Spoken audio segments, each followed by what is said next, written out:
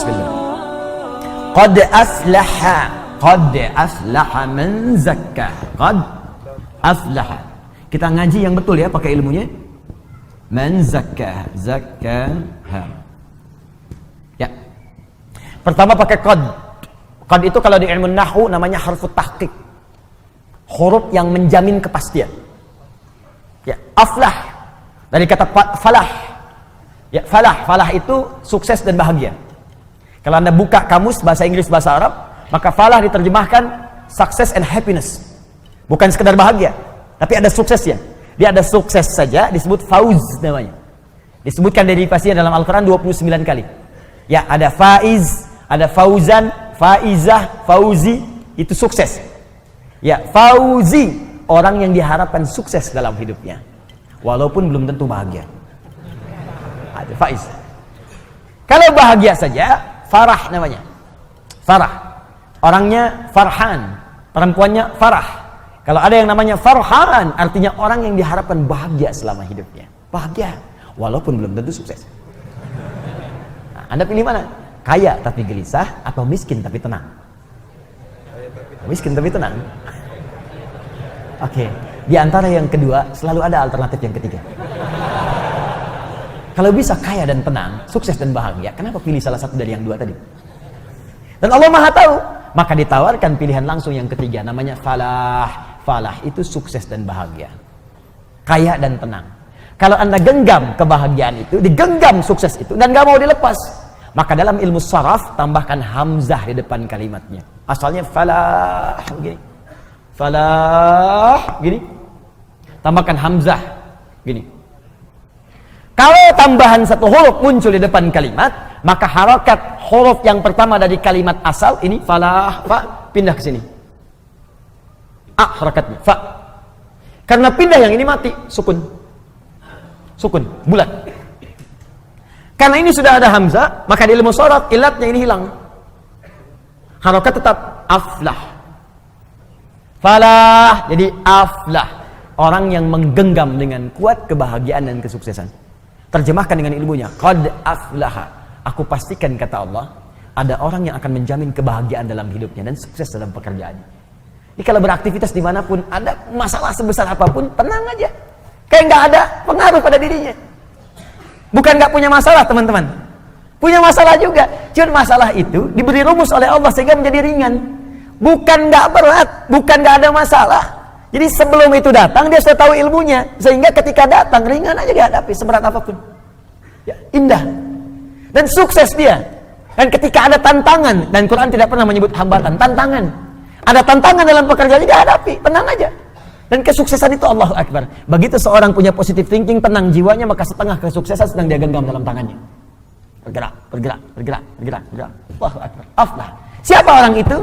Maka rumus awalnya man. Ismun mausulun alal fardiyatil ambiyah. Konjungsi huruf sambung menyambungkan dua hal. Yang pertama dengan yang kedua. Qad aflaha ingin disambungkan dengan zakkah. Disambungkan kadang-kadang menunjuk kepada objek atau subjek sekaligus. Tanpa batas bagi setiap personal. Seakan Allah ingin mengatakan bagi Anda siapapun hamba. Tanpa batas. Laki-lakikah, perempuankah, tuakah, mudakah, kecil, besarkah, kaya, cukupkah. Kalau Anda ingin menggenggam kesuksesan dan kebahagiaan, maka zakkah. Itu bisa Anda raih, modal awalnya zakkah. Haknya kembali kepada nafsu. Zakkah artinya menyucikan. Maka diterjemahkan dalam terjemahan, sungguh akan sukses dan bahagia orang yang mampu menyucikan nafsunya, jiwanya. Baik, kembali ke sini. Kalau nyuci itu dibuang kotorannya atau dibuang pakaiannya, bendanya? Bendanya atau kotorannya? Papa mau nyuci dulu nih, cek, picun ke Citarum. Bukan bendanya, pasti kotorannya kan? Baik, sekarang saya tanya, ada nggak seseorang mencuci pakaian kalau pakaiannya nggak kotor? Mustahil. Nggak ada, mustahil Joni, ada orang nyuci tapi nggak kotor, mustahil. Nyuci itu dilakukan kalau bendanya kotor. Gelas kotor, cuci. Baju kotor, cuci. Ya, muka kotor, basuh. Basuh. Cuci, ayo bilas dengan rinso tuh muka. Cuci Cuci, bersihkan. Bersihkan, cuci. Mencuci itu artinya menghilangkan kotorannya, bukan menghilangkan bendanya. Nah sekarang, ini dalam sekali ini. Ini bawa ke teori nafsu. Nafsu itu dibuat oleh Allah, bukan ingin menghilangkan jiwanya. Tapi dihadirkan supaya mengangkat yang bersihnya, yang takwanya supaya muncul. Sebab kalau nggak ada kotoran, yang bersih nggak akan nampak. Anda itu kan mencuci supaya nampak bersihnya kan? Kalau kotorannya nggak diciptakan, bagaimana tahu bersihnya? Di mencuci itu bukan menghilangkan bendanya, supaya Anda paham ada bersihnya. Dibuatlah kotor. Kotor itu dibuat bukan ingin menjadikan benda kotor, tapi supaya Anda mendapatkan kebersihan darinya. Begitu cara memahaminya. Maka kata Allah, saya ciptakan nafsu ini bukan ingin membuat kalian itu menjadi banyak masalah. Bukan ingin menjadikan kalian buruk, tapi sifat di nafsu itu saya buat sebagai katalis supaya yang takwanya muncul. Sebab kalau nggak ada lawannya di nafsu, yang takwa nggak akan muncul. Bagaimana ketahuan sabar kalau nggak ada marah? Nggak ada hujan, nggak ada angin, nggak ada geledek, nggak ada petir, tiba-tiba marah aja. Gara-gara maneh yuk. Mustahil ada begitu, pasti ada pemicunya dulu. Ya, kalau Anda ingin mengangkat jujur, mesti ada bohong. Maka bohong diciptakan bukan untuk menjadikan manusia pembohong, tapi supaya jujurnya nampak. Sebab kalau nggak ada sifat bohong, jujur nggak akan kelihatan. Kalau nggak ada sifat ria, yang tawadu nggak akan nampak. Kalau nggak ada sombong, sifat rendah hati nggak akan nampak. Makanya diciptakan sombong, bukan ini menjadikan manusia sombong, bukan. Makanya ketika Qarun sombong, oleh Allah dicela. Buka Quran surah 28 ayat 76 sampai 77 itu. Inna Qaruna kana min qaumi Musa fabagha alaihim. Qarun itu termasuk kaumnya Musa, sombongnya luar biasa. Bagha, sombong dengan harta. Togha, sombong dengan kedudukan. Ingat, indah bahasa Arab itu. Togha, sombong dengan kedudukan. Makanya Fir'aun ketika disebut sombong, kalimatnya pakai togha. Idhab ila fir'auna innahu togha. Tapi Qarun bagha. Inna Qaruna kana min qaumi Musa fabagha alaihim. Bagha dengan harta. Kalau tidak disebutkan siapa orangnya langsung, kapan kejadiannya, ini menunjukkan kejadian tersebut akan terjadi lagi di masa depan dengan tokoh yang berbeda. Fir'aun bukan nama asli, tapi gelar yang melekat kepada Raja Mesir. Faraoh, bahasa Arabnya Fir'aun. Ini menunjukkan ada potensi kesombongan jika melekat pada kedudukan. Maka hati-hati. Ada ilmunya, kelola itu supaya tidak sombong. Kalau Anda sombong, kata Allah, telat. Sudah ada Fir'aun sebelumnya. Harta juga begitu. Ada potensi kesombongan jika melekat pada harta. Contohnya Qarun. Qarun sombong, hartanya banyak. Disebutkan di Al-Quran, wa inna mafatihahu latanu bil usba. Sungguh kunci-kunci berangkasnya saja kalau dipikul oleh bodyguardnya, beratnya luar biasa. Bodyguard kemana-mana, bukan ngawal orangnya. Bawa kunci berangkas, bukan buat pamer doang. Mana-mana. 8 orang, 10 orang, mangkat begini. Pikulnya berat, cuman kunci berangkasnya aja. Saya sering tanya ya pada beberapa kawan, Anda kalau punya berangkas satu tuh, kuncinya di-upload, tuh, dipublikasikan atau disembunyikan? Disembunyikan tuh. Oh, kalau di-upload, dipublikasikan, Anda celaka sendiri. Kunci berangkas saya, besok udah selesai.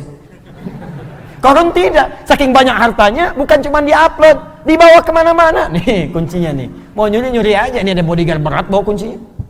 Qarun, hartanya sekarang masih dicari. Mau kemana Pak? Saya tempat tanya. Laut Pak, ngapain? Cari harta Qarun. Harta Qarun masih dicari. Sombong dengan harta, bagha, ditegur oleh Allah. Apa jawaban Allah? Wabtaghi fima ataqallahu daral akhirah wa la tansa nasibaka minad dunya. Hai Qarun, saya titipkan harta ini bukan untuk sombong. Kelola itu. Tepis kesombongan, arahkan supaya engkau tawadu beramal dengan hartamu. Kalau ada orang sekarang baru punya Ferrari 1 sudah sombong. Cuma dipanasin malam, balapan sama taksi, bolak-balik gaya doang.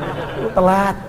Kalau ada yang begitu datang bawa Ferrari cuma buat sombong, bilang, Pak, telat. Kasihan kalau sama Qarun. Takhasafna, datang likuifasi, dilipat semuanya. Maka kembali ke sini, perhatikan baik-baik. Jadi ternyata rumusnya begini. Rumusnya paling cepat seperti nyuci tadi.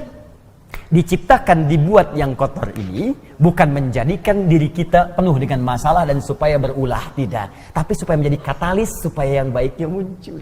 Ini poinnya. Sebab kalau nggak ada yang ini nggak akan muncul. Dan cara menyikapinya sederhana. Begitu muncul di hadapan kita sifat yang jelek, maka cepat cari lawannya yang baik. Cuci itu artinya datangkan yang bersihnya, yang kotornya tutup. Jadi kalau ada teman Anda misalnya marah-marah pada Anda, apa lawan marah? Sabar. Maka ketika dia marah, kita sabar. Itu yang dimaksud dalam ayat Al-Quran, idfa' billati hiya ahsan. Jawab. setiap keburukan yang sampai ke kita dengan respon yang lebih baik. Cara melihatnya supaya kita nggak capek, cara melihatnya kembalikan ke sini. Oh, marah dititipkan pada kawan saya sekarang bukan untuk menjadikan dia pemarah, tapi supaya Allah mengangkat kesabaran pada diri saya. Bukankah Allah mengatakan innallaha ma'as sabirin? Sungguh Allah bersama orang sabar. Bukankah kalimat pertama dalam Al-Quran bagi para penghuni surga dari malaikat adalah kalimat sabar? Quran surah ke-13 ayat 23 sampai 24. Salamun alaikum bima sabartum. Selamat Anda telah sabar saat di dunia. Namanya sobirin. Dicela oleh kawan, marah-marah. Marah diciptakan bukan ingin membuat dia marah, tapi supaya sabar saya terangkat. Mungkin itu cara Allah mengabulkan doa Anda. Bukankah selama ini Anda berdoa kepada Allah, ya Allah jadikan aku dekat denganmu, ya Allah masukkan aku ke surga. Kalimat pembuka surga, sabar. Sabar lawannya marah. Begitu orang marah, sebetulnya Allah ingin menanamkan pahala dan menjawab doa Anda saat sebelumnya Anda meminta. Jadi kalau ibu di rumah bu, suami pulang tiba-tiba marah, berbahagialah ibu. Karena marah diciptakan bukan ingin membuat suami jadi pemarah, tapi supaya mengangkat kesabaran dalam diri ibu. Mungkin dengan sabar itu, kekuatan ibu bertambah untuk menghadapi problematika lebih besar di kemudian hari. Jadi kalau di hari itu ibu belum lulus, bagaimana menghadapi tantangan lebih besar di kemudian hari? Ada masalah di depan yang lebih dahsyat lagi. Perlu kekuatan lebih. Kalau pada yang ini aja Anda gagal tidak bisa melewatinya, bagaimana bisa mengatasi persoalan yang lebih besar di kemudian hari? Itu prinsipnya. Ya begitu ada suami datang marah-marah, Masya Allah, Alhamdulillah, sabar. Kamu senyum lagi, kenapa? Sabar. Alhamdulillah Pak, saya yakin, Mama yakin, Papa itu bukan pemarah. Emang? Iya. Maafkan ya Pak, kalau memang marah itu dari Mama yang salah.